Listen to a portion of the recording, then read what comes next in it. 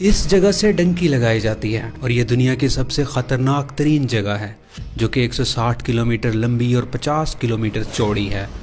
دونوں طرف سمندر، بیچ میں گھنا جنگل، زہریلے سانپ، بچھو اور ایسے کیڑے جن کے ایک ڈنگ سے آپ چند سیکنڈ میں مر سکتے ہیں۔ پہاڑ، ہر دن بارش اور بارش سے سیلاب اور لینڈ سلائیڈنگ۔ اس پورے ایریا میں کوئی بھی نہیں رہتا۔ یہاں نہ تو کوئی روڈ ہے اور نہ ہی کوئی کنسٹرکشن، اور یہاں سے پیدل گزرنے کا مطلب موت کو دعوت دینا ہے۔ مگر ایسا کیا ہے کئی لوگوں کی جان جانے کے باوجود بھی یہاں سے پیدل گزرنے والوں کی تعداد بڑھتی ہی جا رہی ہے۔ 2021 میں 1,30,000، 2022 میں 2,50,000 اور 2023 کے سپتمبر تک 3,60,000 لوگ یہاں سے گزرنے کی ٹرائی کر چکے ہیں، جن میں سے اکثر مر بھی گئے ہیں اور بعض نے یہ جگہ کراس کر بھی لی ہے۔ اصل میں اس جگہ کا نام ڈیرین گیپ ہے اور یہ دو ملکوں کولمبیا اور پاناما کے درمیان میں موجود ہے۔ پاناما سے آگے سینٹرل امریکہ، میکسیکو اور پھر USA موجود ہے۔ تو معاملہ کچھ یوں ہے کہ کولمبیا اور اس کے ساتھ وینزویلا، ہیٹی، افریقہ اور ایشیا سے لاکھوں کی تعداد میں لوگ اپنے بہتر روزگار اور بہتر زندگی کے لیے اپنا ملک چھوڑ کر غیر قانونی طور پر امریکہ جانا چاہتے ہیں، کیونکہ قانونی طور پر وہ امریکہ کے ویزے کی ریکوائرمنٹس پوری نہیں کر پاتے، اسی لیے وہ غیر قانونی طریقہ جس کو ڈنکی کہا جاتا ہے کا استعمال کرتے ہیں۔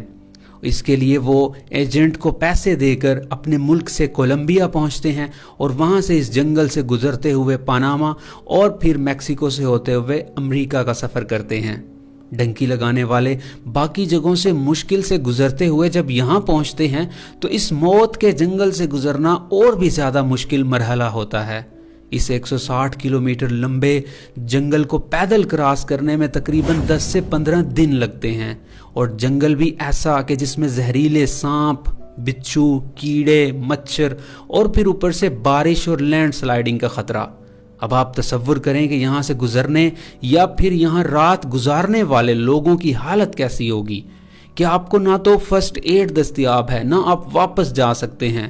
بعض لوگوں کے پاس تو کھانے کے لیے بھی کچھ نہیں ہوتا، تو وہ درختوں کے پتے اور گندا پانی پی کر گزارا کرتے ہیں۔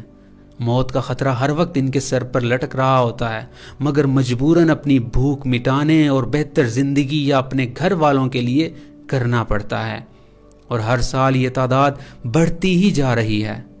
یہاں نہ تو کوئی سڑک ہے اور نہ کوئی آبادی۔ ایسا کیوں ہے؟ کیا کوئی بنانا نہیں چاہتا یا بن نہیں سکتا؟ تو اس کا جواب یہ ہے کہ نہ تو کوئی بنانا چاہتا ہے اور نہ ہی یہاں بن سکتا ہے۔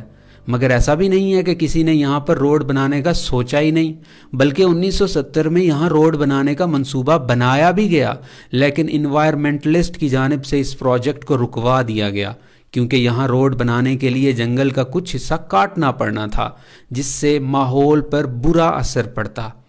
یہاں تقریباً سارا سال بارش ہی ہوتی رہتی ہے، جس سے سیلاب اور لینڈ سلائیڈنگ عام ہے، اور دھوپ بھی نہیں نکلتی، تو یہاں سڑک بنانا بہت زیادہ مشکل ہے۔ اس کے علاوہ یہاں زہریلے سانپ اور کیڑے مکوڑے بہت ہیں جو چند سیکنڈ میں انسان کی جان لے سکتے ہیں، اور اس سب کو اگر ہم کور کر بھی لیں تو بھی ایک اور وجہ یہ ہے کہ کولمبیا اپنے ڈرگز کی وجہ سے دنیا میں بدنام ہے۔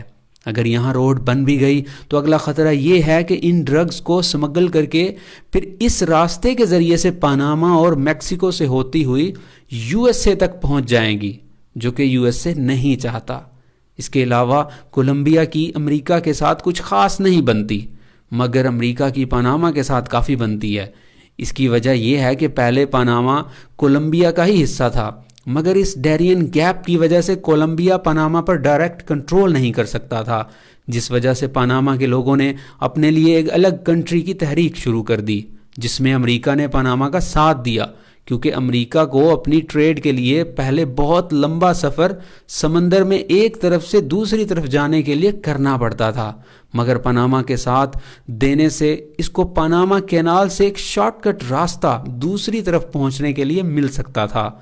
تو اس نے اپنے فائدے کے لیے پاناما کا ساتھ دیا اور آخر کار پاناما الگ کنٹری بن گیا، اور پھر پاناما نے امریکہ کو اس کینال سے راستہ بھی دے دیا، اور آج کی ڈیٹ میں اس راستے سے امریکہ اور دنیا کے کافی سارے دیگر ممالک اپنی ٹریڈ کے لیے یہی راستہ چنتے ہیں، اور یہ ان کے لیے آسان بھی ہے اور شارٹ کٹ بھی۔